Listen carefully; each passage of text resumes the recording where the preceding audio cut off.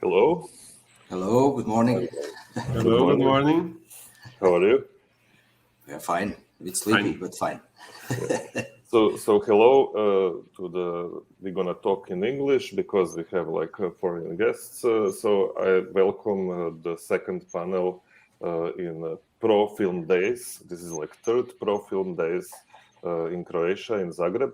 But because of COVID, we are making this online conference. And the COVID, this is basically the panel about animation, because the initiative came from a New York Post article, but also from a lot of industry buzz that animation production is still going strong despite coronavirus crisis, right? So I'm happy to moderate this panel because, especially because in Croatia, animation can be winner of many circumstances, like in this case, COVID. But make no mistake, the animation industry in Croatia needs a lot of work to be called industry. At the moment, none of the many small studios can afford to employ permanent technicians, artistic staff, and secure a cash flow to become a stable partner in international animation productions. There are exceptions, but they're very improvised, and they're also relying on projects and the style how these projects are done. But I'm also happy to say that producers of animation, which includes me, members of Producers Association of HRUP, are helping Croatian Audiovisual Center to write a new strategy and make concrete steps in providing the framework for the animation to become a lucrative opportunity for the future digital economy. I just wanted to add that advantage of animation, besides that it can be produced remotely, lies in attractive final product, which can cross national boundaries and can be done in collaboration between more countries without a need to travel. So here with us, we have two successful cases, one coming from Croatia and one from Portugal. From Croatia, like my colleague Mia said, let's welcome Bruno Razum, the author of Can You See Them?, a stop-motion short film, which we are going to see at the end of the session. And from Portugal, let's welcome Doutel and Vasco Sá from Studio BAP from Porto. Croatian audience already knows their short film Agora, but also as partners of our studio Adriatic Animation on a short film, All Those Sensations in My Belly, by Marko Dješka. Hello, guys. And maybe we start with you, Bruno. Like congratulations on winning the best Croatian short film in Animafest this year.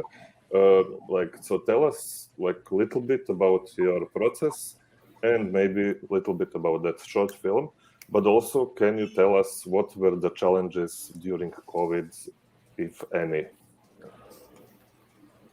I may start probably with the COVID challenges. I mean, it's a really long process, and all the funds were raised before the pandemic. So we are working in a small group, and that's a specificum of that work. So it didn't touch us a lot. I mean, the process was like in a span of 5 years, and all the funds were raised before the pandemic, so it was quite convenient. And like working in a small group, mostly that group was only me, so I didn't have any problem.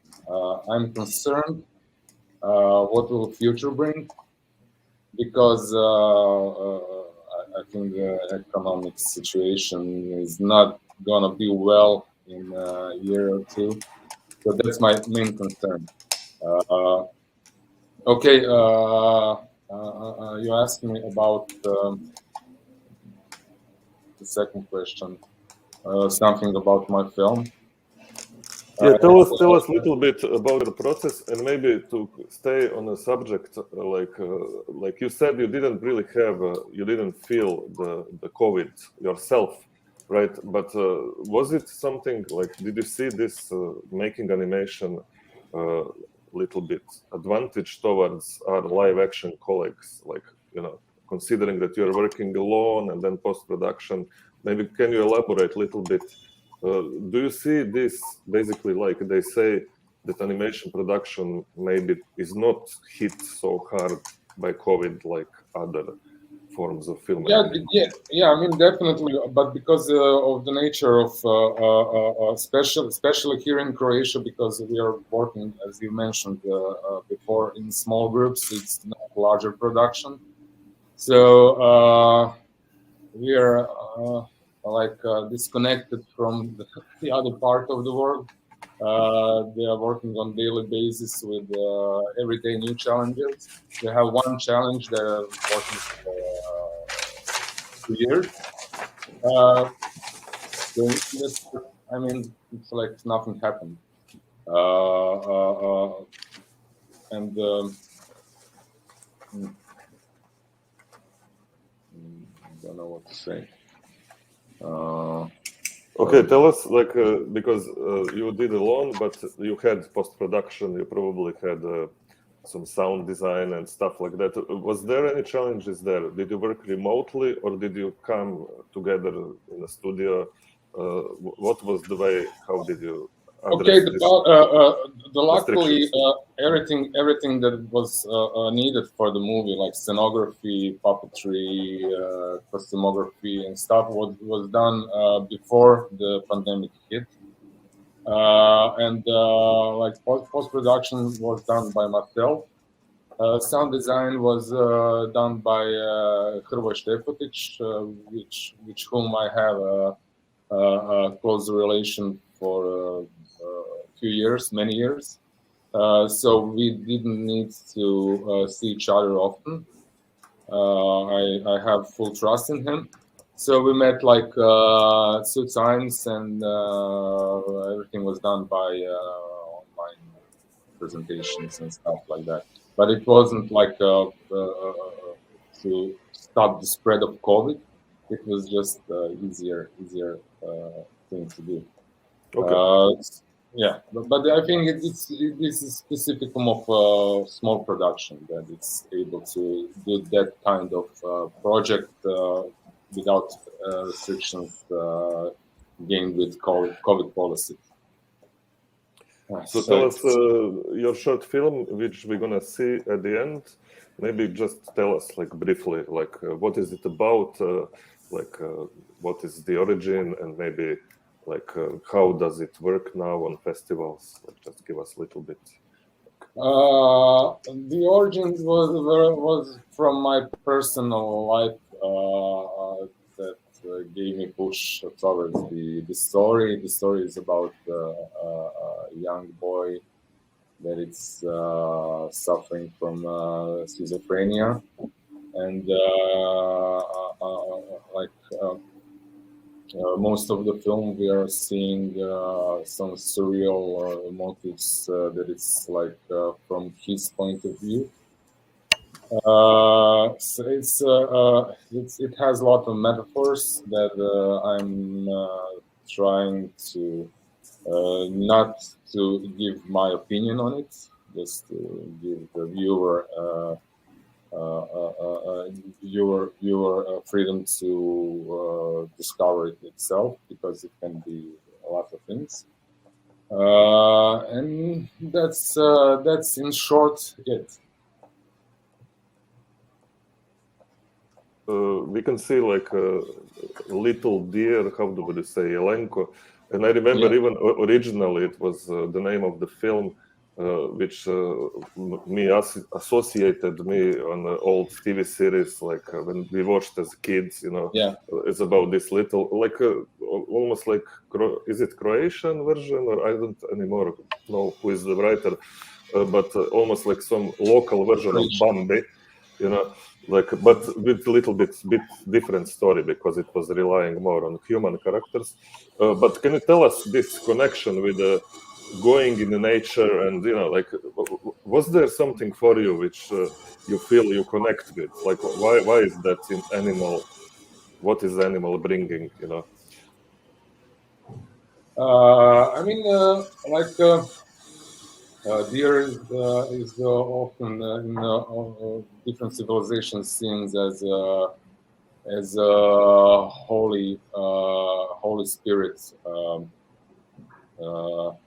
something good. So that was the like a soul. So that was the connection with the story. It's like a surreal motive that presents life after life. Yeah. Thank you for now. We will come back to you, and now let's move to Vasco and David. They are founders of Studio BAP in Portugal, but we know them already for years, even before BAP. I met them on many animation festivals. Thank you for being here with us, and also thank you for being co-producers in our short film, All Those Sensations in My Belly by Marko Dješka. Thank you for the opportunity. Yeah, Of film both. is doing, film is doing really well. Like really, I didn't imagine that it will really do that well. Like I hoped, but like it's just fulfilled all my imagination. You know? So I hope that this makes you happy. It does, yes, of course. And I mean, there are a few things we can talk about. Like we can talk about your studio. Does it change somehow, like workflow at the moment? Because like I remember in Portugal, you even had a bigger lockdown than in Croatia, so you actually had to stay at home, right? Maybe was it also curfew? I don't remember. I was reading. I know in France there was a curfew, but yes, we had also yes. Yes, so can you tell me, because I know that you are artistic collective. So tell us a little bit about how do you normally work, and then how this changed when COVID arrived. You know. Well, first of all, thank you for the opportunity to be here to talk a little bit about our studio, and also for the opportunity to have worked with you directly on All Those Sensations in My Belly. About our studio, where we have existed for 10 years now, I think it's around that, and it's always based on this collective, artistic collective, that well, we just got together and started making each other's films. So this is the beginning of this studio. Eventually, we just had to make it a little bit more formal, and we established a cooperative that now represents everyone in the studio. And so the studio has been established now for 4 years. And as you were saying, for us, there was this big contrast. I think it was really important for us to understand the effect of us not being in the same place, because one of the things that defines our studio is the fact that we work physically in the same place. We have this big room, it's an open space, and everyone just watches and sees what everyone is doing. And this brings a lot to the projects, because everyone can say things about what they are seeing, they give opinions, everybody's involved in somehow in what's happening in the studio. As soon as we all got home, well, there was this funny, mysterious beginning of all this. Nobody knew what this meant. And so in the first month or two, I think it was kind of interesting. Everyone was finding it funny to be talking in Zoom all the time and trying to find ways of reorganizing. But this eventually has an effect. And obviously for us personally, like by the end of 3 or 4 months, we were sure that things were very, very delayed. And so I think it is obvious that animation had some advantage because we didn't need to stop. We could all move home and draw from home. So that was not the question. But for us, because we work in this physical space and we all share the opinions and discuss the film every day, this changed everything, because we were having meetings one-on-one every day, and this eventually just became completely tiring. And things just got delayed. And so I think that there was this one thing that saved everything in Portugal, specifically, which was this specific fund for the COVID effects on productions. And it came from our Film Institute. And it was really, really helpful for us to be able to compensate these delays.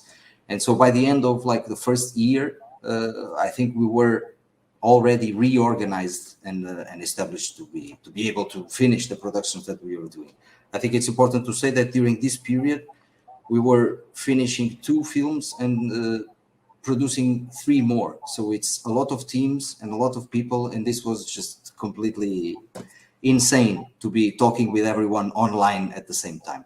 And so it was difficult, actually.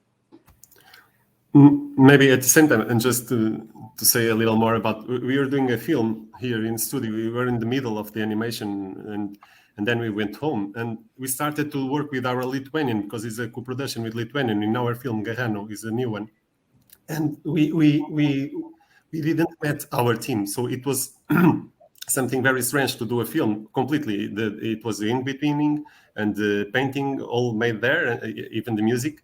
And then we started to do that by Zoom. It was our friends from Zoom. It's kind of family, a different family, and we don't like to work like that because we really believe in sharing feelings and sharing moments with the team. We like to do that, and we think that the films can be bigger and I don't know the word in English, but they gain a lot with the team working together, because this is a collaborative animation. Is a kind of a collaborative team needs to share what he's doing to improve and to go on, and film wins with it.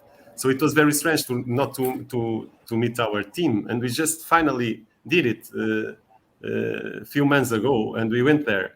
And the funny thing about it is what David is saying, because we spent a lot of time trying to achieve things, or to trying to connect with people and trying to say whatever we wanted to see in the film or even in the music. It was very difficult. And when we went there now in this final stage, after all the in-betweening and the painting was everything was done, but the music still it's open. So we went there and we talked with the musician that is working with us, and in 2 hours we made something that we couldn't make in 3 months or 5 months working. It was in 2 hours we solved every problems we had, and we went for a beer in the final. So that's very good. We can share, and when we can improve talking with people personally, and that was one of the things that we mostly feel about this confinement. We talk a lot about disadvantages, but can we maybe also talk about are there some advantages? Like, for example, I remember when I was like almost 10 years ago living in Denmark, and I worked with my first director, Lea Vidakovic. I never met her personally. And this was before COVID, but we didn't have money to travel every week, between Zagreb and Denmark. So that was the only way to work together.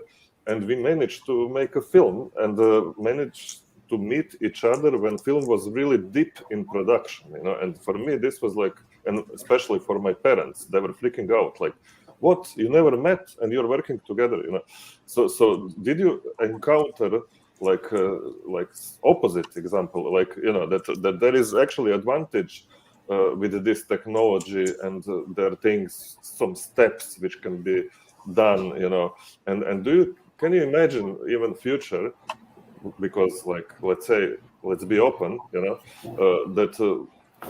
that we see this as some sort of challenge, which we can maybe solve, either with technology or with some clever planning. Like, do you have any thoughts about that, or did you have any thoughts about that during this process? Mm-hmm. Yes.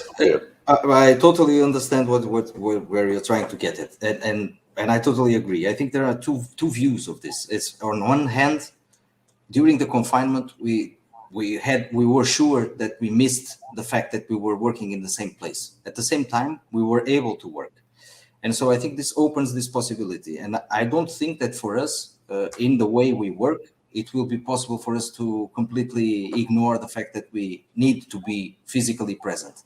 But I think it can be combined. And I think this is something that we learned. For example, we didn't have this experience. And so, for example, we worked with another director, Alexandre Siqueira. He directed Purple Boy. And for example, he is used to working like this already before COVID. Purple Boy was produced like that. He was in a country, and most of the team were in different countries. Some part of them were here in the studio in Portugal, but other part was in France, other part in Belgium. It was big confusion. But he managed to do it because he is used to this kind of, it's what you were saying. It's just some people are more used to this kind of working process. In our case, we were really not used to this. And at some point, I think we just learned how to cope with this. So I think the balance between these two things can bring new opportunities, because this can make what you were saying like a possibility. We can work with people from other places, and they can just bring things into the project. And then we can still plan for them to come here for 15 days, for example, or something, to establish a real connection. I think these things can be combined for some advantage in the future. Yep. It's easy to do that in a way, because it's easier to share files and but in one way, it's kind of, we become part of a machine, you know. It's just answer to the technical issues that are arriving in the emails, you know. It's kind of strange to be like the film is being done, but the moments that we share in the studio or during the film are we lost them, and that's a pity in a way. But in terms of doing the films, it's possible. And the thing is, if we manage to, is like the combined thing that David was telling. If you can manage to go to and see the team and talk to them first, and get to know each other, it's good, because in a way you know the people, and then you have this filter of the digital filter. But it's not everything is negative, and I think this is what Draško was saying. For example, I will give you the example of our beginning of this year. We have this strong confinement in Portugal in the beginning of this year, in January. And everybody went back home, and it was very severe because it was very high in cases and everything. And so we had curfew, we have everything that can go wrong. And so everybody was completely shut down at home. And the fact is, this year, because we were at home, I think we have never planned so much ahead. We never did this before. And this is an effect of us working at home, probably more focused, more concentrated, and having very specific meetings.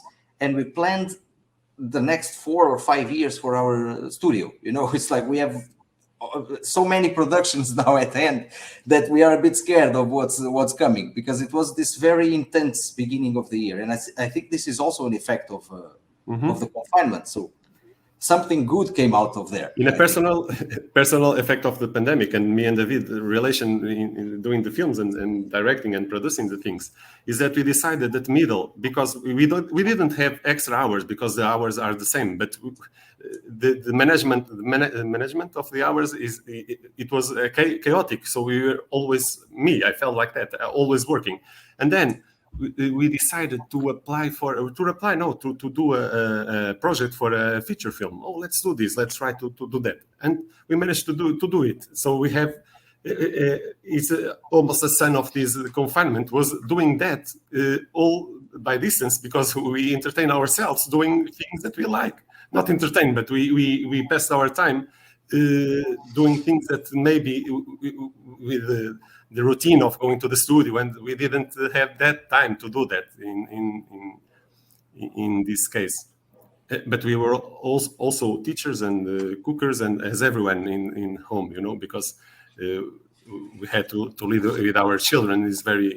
It seems easy now to look back and say, oh, everything went well, and we did the films and we did the projects, but it was really, really, really stressing. And I imagine that if this didn't stop, I wouldn't be here talking with you, because I was really wasted, and it's kind of hard. It was hard times, but we can do it. Other thing, sorry, Draško, that I think that it was very bad for the animation in terms of the COVID was the shutdown of several festivals, you know, or they tried to make it online, and it was cool, but some films suffered with that.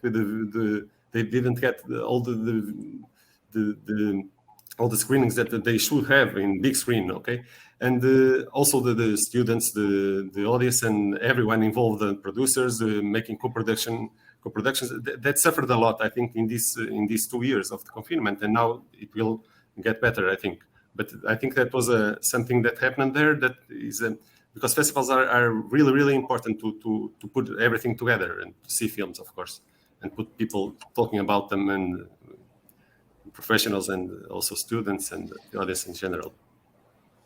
But there's also a good thing here. These kind of meetings that we're having now, confinement, made this possible. I'm talking to you, Draško, and Bruno. Hello, Bruno. I didn't see you a long time. So it's cool we get used to these kind of meetings and discussions, and they arrive everywhere, and everyone is used to see them. So I think this was a very good thing of the pandemic, is these kind of meetings, despite they are virtual, but they are cool because we talk with each other.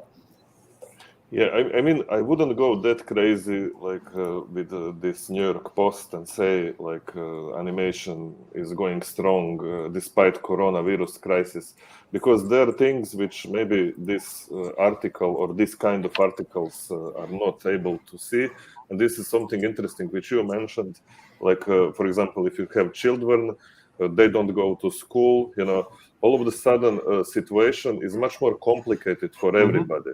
You know, like, because one way of looking at studio, besides giving technological possibility for people to come and work together, is also this is your space where you work, and this is a place where you can give yourself some time to focus on that work, right? And when you live with a big family, like, unless you have like a possibility at home, this becomes very challenging, you know, because unless you want to include all your family in your work, you know, like, which I don't think anybody wants really, you know, and so that's the one thing to think about. But one thing which I see maybe as advantage, as you said, we are having this meeting. This is something which I discovered because of COVID. We kind of started to see as a, like, on a scale of human, you know, like basically civilization, these tools which we are using, like Zoom calling, like stuff, becoming more and more like, you know, fast and better quality. I don't know, they're now talking about this metaverse. Maybe this is ridiculous, but I'm open to try, you know, even virtual reality, because I can see, I mean, I'm using like also CG. So in this CG world, because we all make like also craft work, but when you do CG, maybe it has advantages that you put this helmet and then you can be together in a virtual space. I know that in car industry, they're already using it, you know. So sometimes when they design cars, they have teams working like one in Germany, one in France, one, you know, so that then they come together and then they build the model of car together. It is possible, you know. The thing is, we still didn't use that tools because they are just developing them, you know. But what I see, there are opportunities which we can explore. One thing which I know, if really happens like this, that we cannot go on set and shoot with actors, I think animation will still be able, you know, to sit at home and do your stuff, you know, and deliver work which can make money on platform. Right, and I think that was the angle, like authors of these articles were trying to emphasize. But I think maybe we are not the right crew to talk about it, because none of us is actually doing commercial projects. You know, you mentioned you're gonna do feature film, so I don't know. Do we want to say just a little bit about it before we go to the questions? Like, or you don't have anything yet to say? Did you plan to do it just in Portugal? Do you want to do it with? No, the thing is, I don't know, David, you want to talk, but the thing is we just the limit of in Portugal, we have this fund to apply for the fund to do a feature film every 2 years. So we felt that it was the opportunity we are locked down and we have this idea already. We were talking about that, and so let's do that. And me and David and the script writer started to talk. It was very, you know, I can explain, but it's difficult because not sharing the moments live, it's become a little difficult to talk about the ideas, you know, to explain something that is easy with a gesture sometimes. But it went well, and we applied, and we were very happy because we made it, and now we are just in the beginning. So we are trying now to to travel a little and go to the festivals and try to talk with people and see what's the next step. But David, do you want to? Well, I think it's early stages to talk about this project. I think it's for us. It was this. Vasco was saying. I think what's important about this. It was very spontaneous of us. I think we just understood that this was the moment, and we were really focused. And I think the focus opportunity is what we were talking about before. It's this. I don't know, 14 hours a day of work. It was like this. I think for the beginning of this year. And at some point, it just made sense for us to move forward. But things just went well. We got the production fund, and so now we are looking for partners. And obviously, we can't do it only in Portugal because we don't have that strong of a fund. And so it will be important to find partners in Europe to help us bring this project to real life. Okay.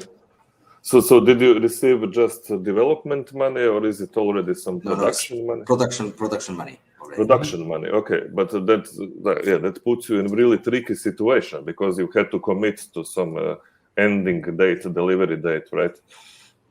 Oh, yes, but they are nice people. They give us 6 years. It's good. It's good. A lot of confinement. Yeah, okay. Well, I'm really looking forward to see it. I hope you can show it to us, like to our studio, like. Bruno, maybe you can tell us, like, now you finished this film. What is next for you? Do you consider doing something different, not stop motion? Like if we stay with this subject of, because I remember you used to have also films before, which we were using also other techniques, which were, in my opinion, also very interesting. So what is your goal? Like, do you want to also try to do something which you don't need a big set, or you also want to continue and make next stop motion? Can you tell us a little bit? I don't know quite yet what will my next step be because I'm like my projects are long consuming period, so I'm usually taking at least a year off between them, and I have like few ideas.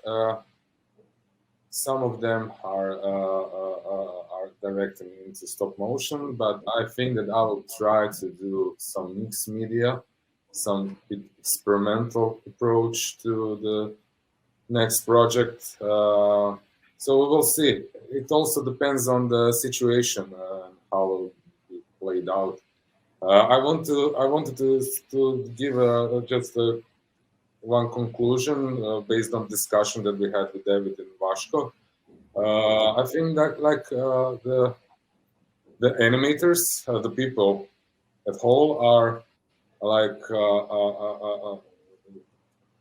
they can adjust to any circumstances. But for example, you were saying Draško, like working people that have big family and small place. That is my example for my case. For example, like I was shooting in the studio during the day, and usually I have like an office that I work in. But for example, for that long period, I didn't want to have office because if I after shooting go to office, I wouldn't be able to see my family at all. So I was working from home from a little apartment with my family around me. The interruptions were constant, but I was getting used to it. Like come to 1 year goes the other. So it's something that can be done, but it's not good for a long period of time. It's not good for a long period of time to work through those platforms and not to see each other, because the animators, like all the great stuff, comes from the physical synergy with people. For example, like Zagreb School of Animation, like why were they so successful? Because they were practically living together for a long period of time. So this is like this approach is like an obstacle but it must be like it shouldn't be the rule. Definitely. Okay. That's it. Okay, so now we reached the point where my organizers told me that we should probably check for some questions. I don't know if there are other questions, because there is one question for Davide Vasco, but I kind of already asked it, but okay, we can do it again. I think I already know the answer. So the question is, what do you think in the near future, will the studio be necessary for animation? Bruno just answered that. Yes. 20 seconds ago. No, we really believe it's necessary. I think, again, I will just say it again, because I think this is something that we got from this period. Maybe it can be combined, but I think it's totally necessary for us to have, at least for us, for the way we work. It's totally necessary for us to have a physical space to meet and to have fun, you know, because this is not just about drawing and have meetings about work. It's also about living together through the process of making the film. And it's difficult to do that online constantly. Okay, so there is another question for everybody. Can you tell us what are your favorite software programs for animating? It depends a lot of the technique and everything. I don't know. It depends of the films and Brain. We use one, but it's the brain, yes, good software. The brain, okay. So software programs, like you, Bruno, do you have your favorites? I mean, basically, most of my work I'm doing into After Effects, a little bit of Blender to blend all the ingredients. And when you were shooting, you were using, I guess, this program for Dragon Frame. Yeah. Are you happy with that? Yeah, I mean, it's a perfect software for stop motion, but for somebody that is just getting into the stop motion, there are free softwares that are more simpler. Because Dragon Frame is a software also for motion control rigs and stuff, so it's something that somebody who is starting doesn't have needs for. Yeah, of course, yeah. I was in a competition we had a film on Sundance competition, and there was a girl who did a film in her pantry, right? So she put the equipment. She lives in Florida, and she was also selected to Sundance. You know, so she literally put it this web camera and started to move things, whatever. You know, things can be done like that too. Yes.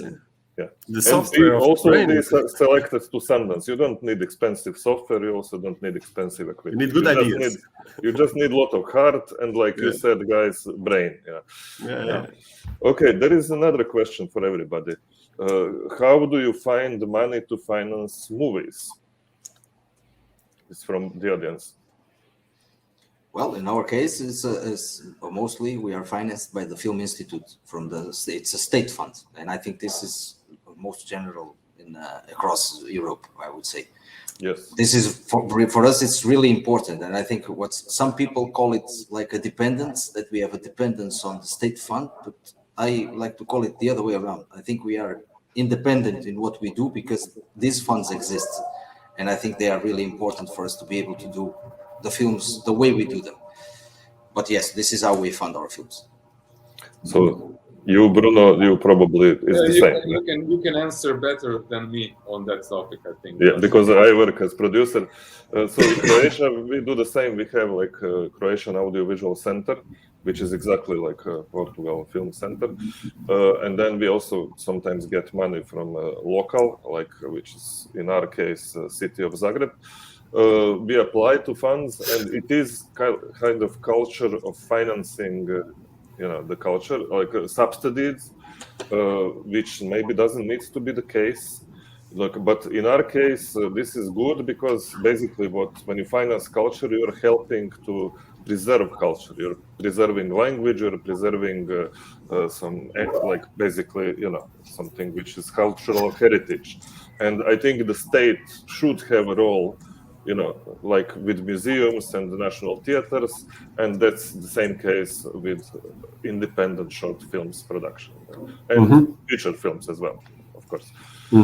So, question for David and Vasco: what particular schools, if any, does your film recruit new hires from? So, do you hire people, or I mean, School of Life? No, like no. Sometimes you're a collective, but yeah. Sometimes there are some internships that came from our studio, from some schools, and we try to give continuity to the work. That's the most important thing. So we don't want a lot of people. We want people that like to work and to like to do things as a team. And so we usually don't accept a lot of internships. We just a few ones that they need to finish the school sometimes, and then they keep. We try to keep them and they integrated them in the teams. But we don't have any school in particular. We just received some emails or some visits, and we go from. But it has happened with different countries. Actually, we've had people from Estonia, people from France, people from Italy. So it depends, and we are open to this. But what Vasco is saying is really important for us. If we can help. And I think if everyone wins with this collaboration, great. Otherwise, we're not interested in just having a lot of internships just to be able to finish the films or something. This is not our plan. I understand. I mean, it is exactly in our studio. Like we always have somebody, like either one or two interns who are interested in working with us because of what they see on our catalog, and then we are also interested in working with them because we can maybe collaborate in the future with them.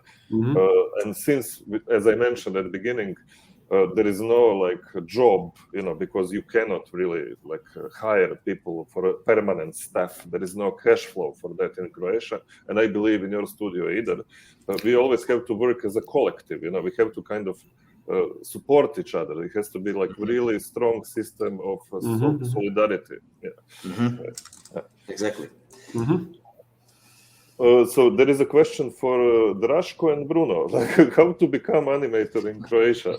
Maybe Bruno, you can answer that. But because neither of us, neither Bruno or me, we didn't study animation really. But we did study in experimental program in Academy of Fine Arts, which is called multimedia or new media, right?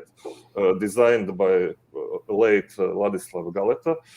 So maybe Bruno, you can say. I mean, we can both almost probably a similar thing because we studied together. You copied.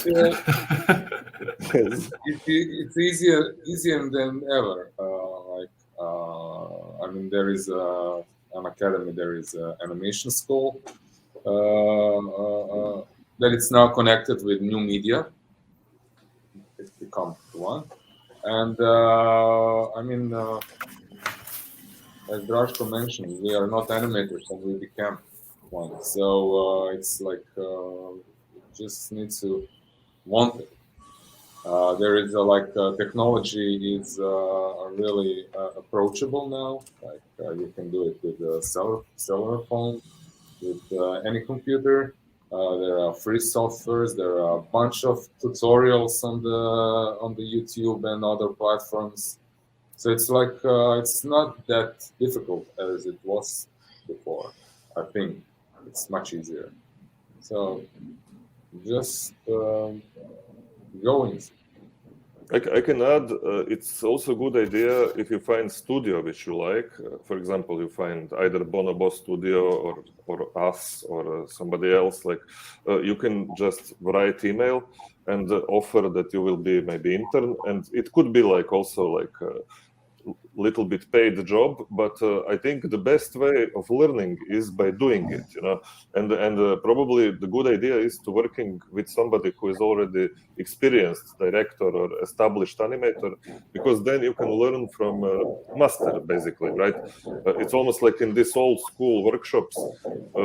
you know, that's the best school from my experience. You know, you can go and study animation, and even people who study animation in Zagreb, you know, sometimes they learn something, but actually, my experience, they actually started to learn when they started to work on their first professional film, when they have to work with a crew.